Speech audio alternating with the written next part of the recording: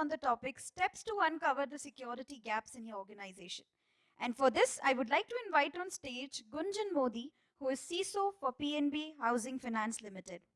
Giving a brief introduction, Gunjan is an experienced security leader with 20 plus years of experience in implementing and managing large security teams. Currently working as the Chief Information Security Officer with PNB Housing Finance Limited, he has previously worked with consulting companies like Deloitte, Wipro, and HCL, and has been a key member of information security team at Barclays and IndyMac Federal Bank. With this, please welcome Gunjan with a huge round of applause. Thank you. Thank you to UBS Forums for a glorified introduction. Just want to say that, for good 11 years, I was making beautiful presentation for others. Now I'm making those consultants design it for me, right? Now, before I get on to the presentation, talk about the steps to uncover security gaps, I know there are two challenges that I have. First challenge, obviously, everybody's thinking what's in lunch, right? Because post this session, there's lunch, right? And second, it's raining outside, so what am I doing here? I should be at home, enjoying tea and pakora with my partner, right? So that's the thought a lot of you would have, right? But trust me, I'll try to do some justice to the presentation, right? So, what is CISO responsible for? A lot of people might say that, CISO is responsible for threat protection, for vulnerability assessment, and all that, right?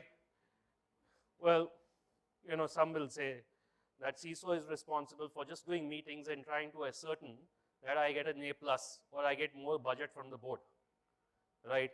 And who doesn't like this, right? Everybody likes to get more budget from the board, right? Everybody wants to implement new technologies. Everybody wants to ensure that the environment is secure, right? And even I'd like that, right? But, CISO role goes a little beyond this. So I've divided this into, 5 phases or 5 areas. One is the risk management. Risk management, everybody knows, identifying risks, looking at the projects, but I'm not going to talk about that. What I'm saying is that, within the risk management, your success rate is when the business, when the support functions, the revenue generating functions, all of them, they start talking about risk to you. That's your success mantra, right? You assessing the risk or your team assessing the risk and then trying to say that this is what we're trying to address and making them understand that this is the risk we're trying to address, you will always be running behind the post, right? Try and instill the culture of risk management within your organization, right? Let the business come to you and say that this is the risk which I see. And that's the point where all of you want to achieve. Second, maintain independence. Contrary to, what CISO's responsibility is, but maintaining independence means that take a step back while you are implementing these controls, right? While you are ensuring that the vulnerability assessments are happening, while you're ensuring that the gaps are remediated, please take a step back from, some point in time and see why the controls are failing. We all do, our vulnerability assessment exercise, right? We have our regular, cadence around this. But at the same time, have you ever witnessed that these vulnerabilities keep on cropping up? The same vulnerability you see year on year or quarter on quarter, with the fact that you patched all the you did the patching as the patch was released. You made sure any changes goes through a security testing. The last audit findings were still remediated, but still the same vulnerabilities are cropping up. Do that risk analysis, right? Take that step back and see where the controls are failing, okay? So that's what, maintaining independence means. And trust me, I tried this in my organization. Have a risk head or a seer of the organization, do an InfoSec review of a project. And you'll be pleasantly surprised by the kind of risk or the perspective they bring in, right? So maintain that independence. Understand business. Now what does it mean? Can anyone tell me that, I will sit in my room and create a roadmap for my organization, a cybersecurity roadmap, and that will 100% work for me? Is that true? Never, right? For your security roadmap, for your security controls to work, you have to make sure you understand the nitty-gritties of the business. You have to make sure you understand, the smallest of the branch or the business unit that operates, how they operate. What is the access they have? What is the loopholes they have? How can they bypass these controls? Unless and until you understand that, unless and until you know what information in what form they are handling, you will never be able to create a better strategy. So understand that business. Governance. Making sure your policies are there, procedures are there, making sure, your compliances are met. Everybody knows this about governance, right? Again, leaving that aside, governance 2.0, which means making sure your projects that are happening within the organization, be it IT projects, be it business projects, is there InfoSec governance within those projects? Look at that aspect. Are we stitched into the business units? Does every change in the business or any new process that comes into the into operations, they come for an InfoSec review? That's the governance perspective I'm trying to bring. And third, visibility. Yeah, the color doesn't match because it's visibility, so has to be highlighted, right? But visibility means, try and make your teams visible.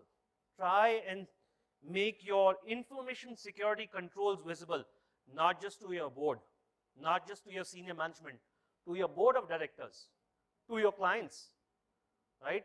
To your customers. Make your information security visible, right? And that's, what is CISO responsible for. Now, some of you might not agree with all of this, right? Because you'll say this is all superficial. You did not talk about threat monitoring. You did not talk about application security, network security, right?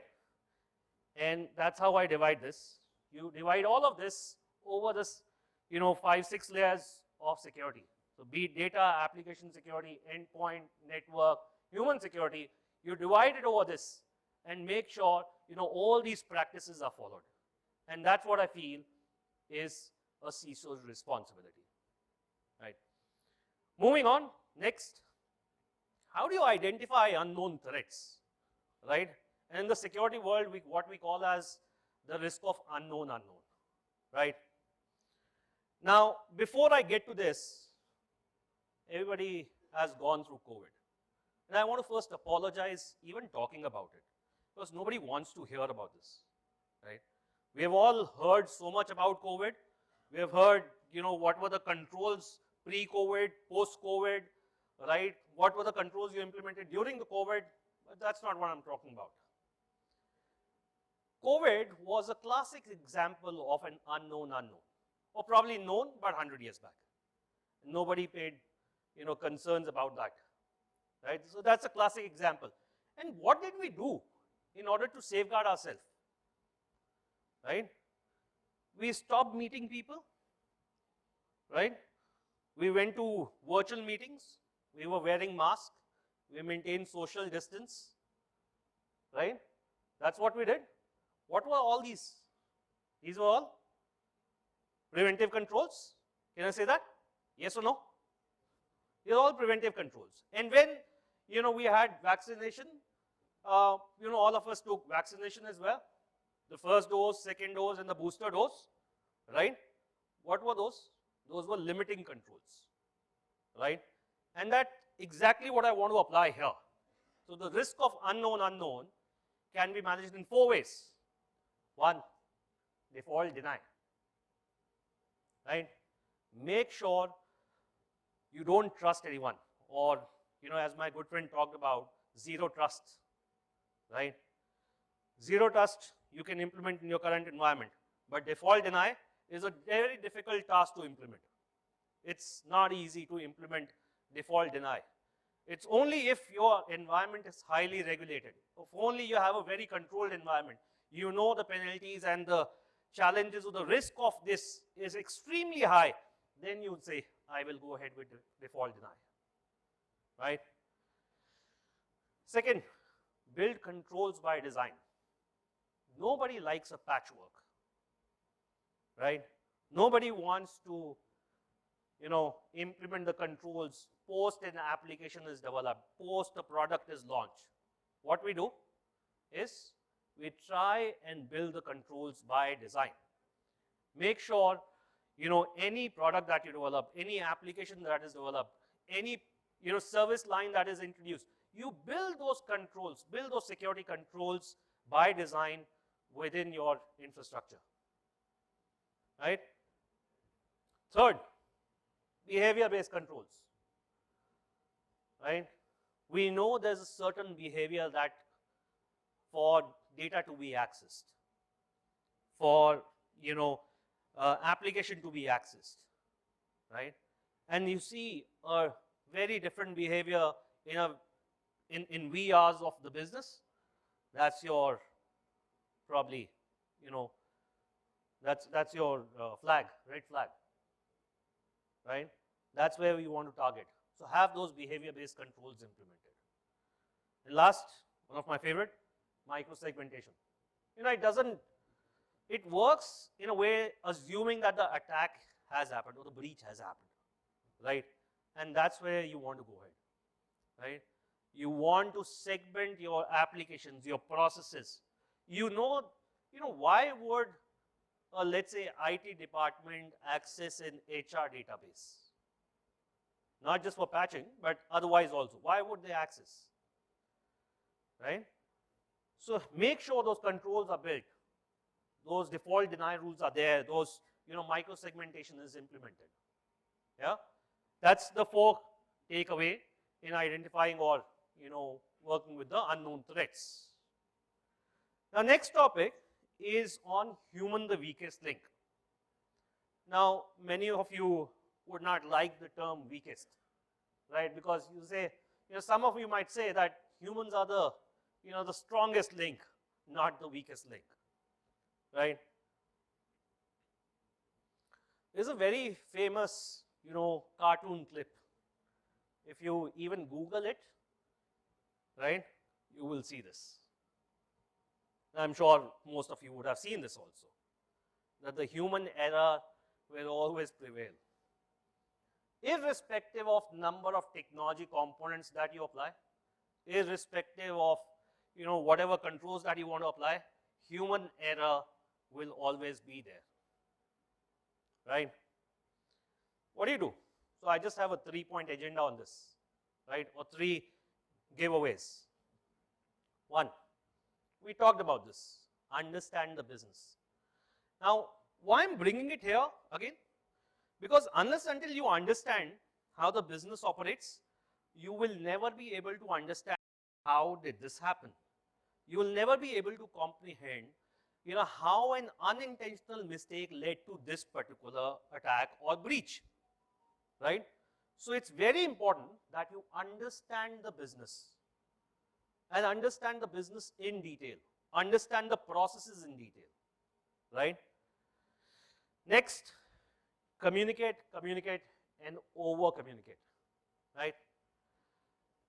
Now, today, let's say I give you a paper, right, and say, get a Xerox done.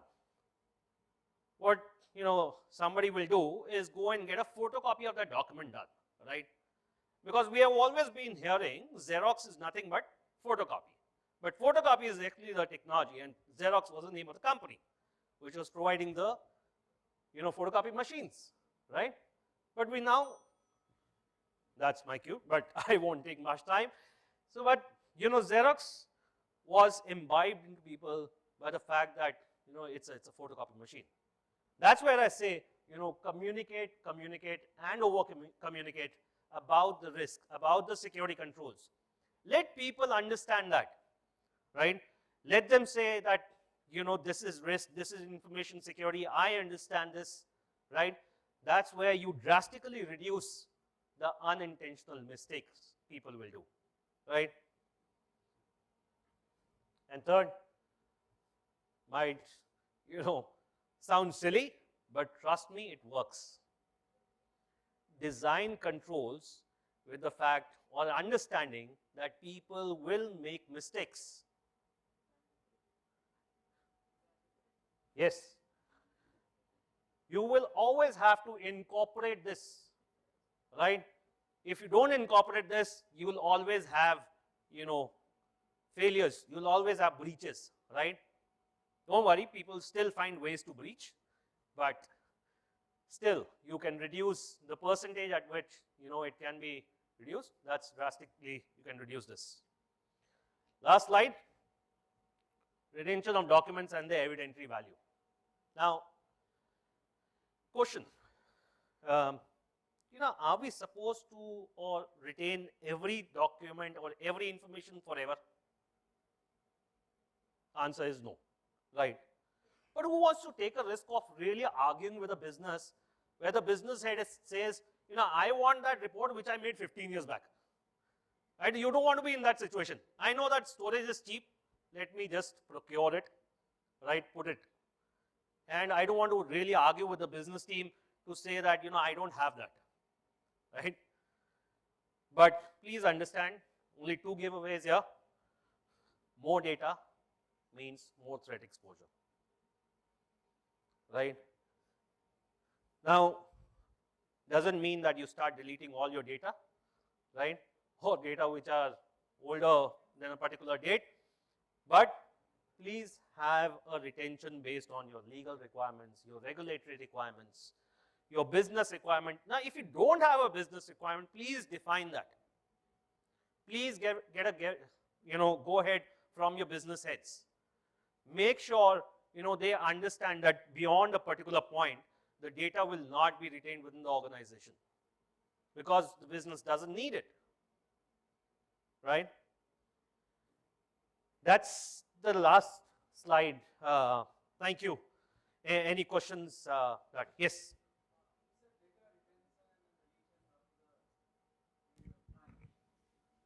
And data is the new oil, right? And we need data for our AI, ML models and all. And Very good. I don't want to delete it.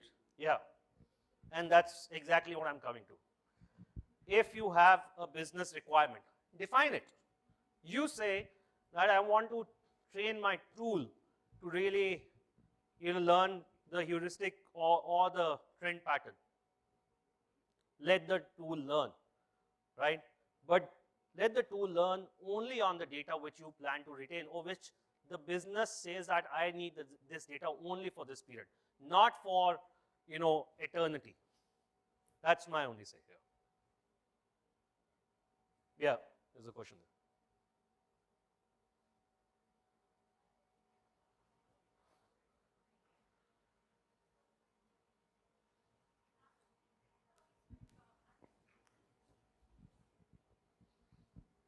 Hello. Yes. My question is more with respect to the AML. See, with the kind of changes that are happening with respect to the AML, right? Like we know that maybe 5 years back it wasn't functional that much, and today if we see AML has changed drastically. Yes. And same way we would expect that going forward in another 4 to 5 years down the line, it will further change. Yes. And I kind of agree with you. By then it would be like, the weakest link would be probably human. Right now, maybe may not be, right? But, my question is again back to the data.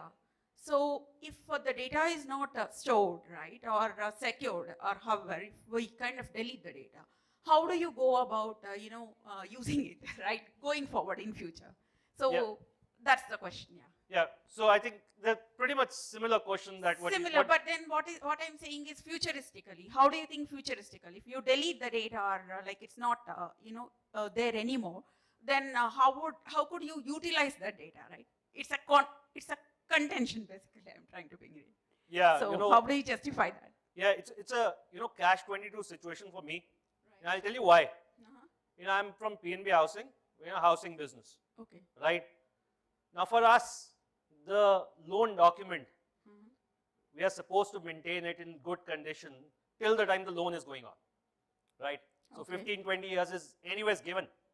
Plus the 7 or 8 years that I want to retain post, those disbursements are complete, or, that completion has happened, or that the loan account has closed, Okay. right? But that's my business. Within your business, what do you think is the right retention? Probably you might not have an answer right now. Who Okay. will have? Your business heads. People who are, let's say, running the core operations. They will tell you, I need this data for so and so period, right? I need this data for so and so number of years. Post that, it's redundant for me.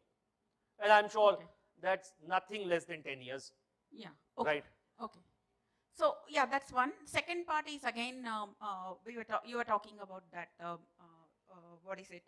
Micro segmentation, right? Yes. So today, like we see how traditionally how industries or businesses have been operating is with respect to micro segmentation, right? They were like looking at HR, at this department, that department, because of which actually the process automation has not happened in many industries. So with low code, no code and things like that coming up, we are looking at process automation, right? So Yeah. how do you ensure process automation happens when you still look at micro segmentation to be done? I am not sure if I can answer this correctly, but Because somebody has to look beyond that segmentation part. That's where my question is. Yeah. right. Good question. The only challenge which I see here, right, is, the micro segmentation, I don't think it, deters the fact, or it reduces your ability to automate the process. It doesn't, right? Micro segmentation will learn from your environment, right? If there's a business need, let's say, which is the example which I took, right? Now there's a person designated within IT to have access to an HR application. Let it be defined within the micro segmentation rules, Okay. right? It doesn't take away the process automation, Okay. okay? But let that be defined within the, within the rule set, and then you can go ahead with the process automation. It will, I'm sure it will not really conflict with it, or it will not reduce the ability to, automate the process. Okay. Okay, got it. Like basically you have to come up with the security rules or whatever, like we were talking of. How do you share between departments and all those compliances? Correct. Right? Okay. Micro Got it. segmentation tools generally, they do this automatically. They discover, right? And then they apply. But, in certain cases where there has to be a rule change or a flow change, you can also define, how this will go. Okay. Okay. Thank you Right? so much. Thank you. Yep, we have a question here.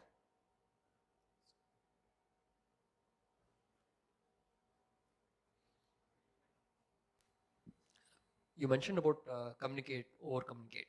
Yes. Will not create fatigue or ignorance. Sorry? Will not create fatigue or ignorance in Good one. Good With one. Very reading good it. one. You know why? Because, I ask a lot of my IT guys, did you look at the awareness email I sent?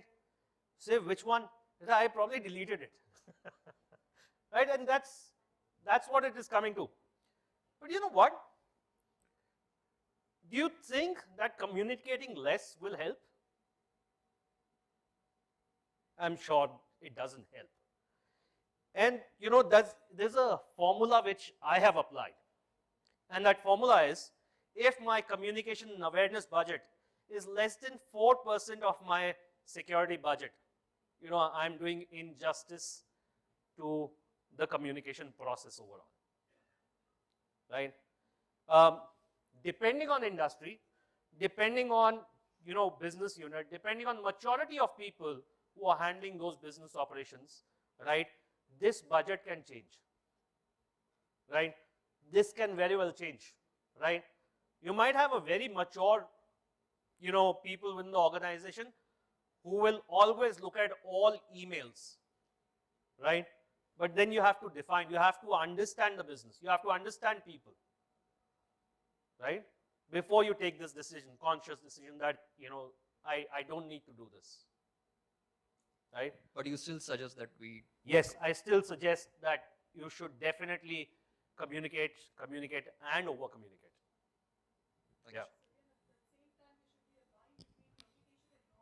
Correct. Yes, has to be.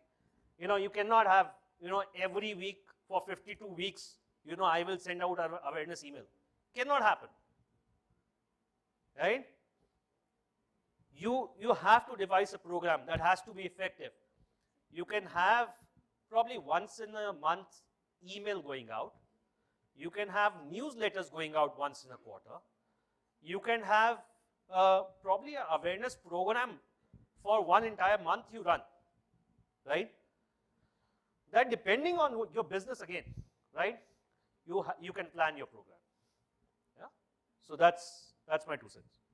Okay, thank you so much, Gunjan.